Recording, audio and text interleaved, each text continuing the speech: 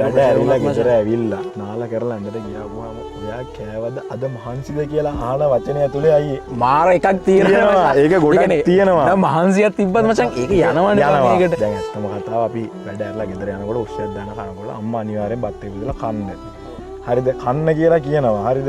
ඒත් අයියේ ගොඩක් ගෙවල් වල අම්මා තාත්තා කොල්ලට 20 ප්ලස් වගේ වෙනකොට ළඟට ඇවිල්ලා අහන දුන්නට තියෙන ප්‍රශ්නේ මොකද්ද? ඔබට මොන වාහනේ දාන්නේ? එහෙම අහනවා අයියේ අපිට වැඩිය දැන් අපි ඉන්න ලෙවල් එකට වැඩිය උඩ ලෙවල් එකේ ඉන්න දෙමව්පියෝ අහන ඔබට මොකද්ද පදින්න ඕනේ වාහනේ සල්ලි බීන් අරන් මරි. ඒ කියන්නේ ඇත්ති සැටි සල්ලි දෙන මිනිස්සු. ඇත්ති සැටි උපන්ගේ සල්ලි කියන්නේ අයියා අපි. අවුරුදු 20 විතර මොකට මොකද්ද පදින්න ඕන කාර්යය? අන්න බර්ත්ඩේ එකට මොකද්ද ඩිපෙන්ඩර් එක?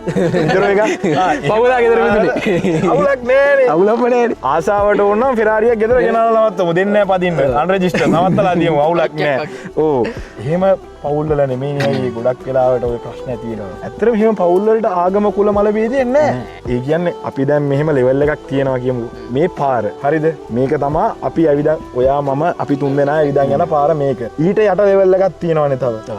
මම කාටවත් අපහාස කරනවා නෙමෙයි අයියේ. අපි කන බොන විදිහේ පන්ති පාන්තරයට වැඩි අඩු පිරිසක් ඉන්නවානේ ඇත්තටම හැම රටකම ඉන්නවා. අපි මධ්‍යම පාන්ති කියෝනේ. අපිට වැඩි ඉහළ ප්‍රජාවක් ඉන්නවා. ඒ ප්‍රජාවට අයියේ ප්‍රශ්න තියෙන්නේ සල්ලි වලට විතරයි.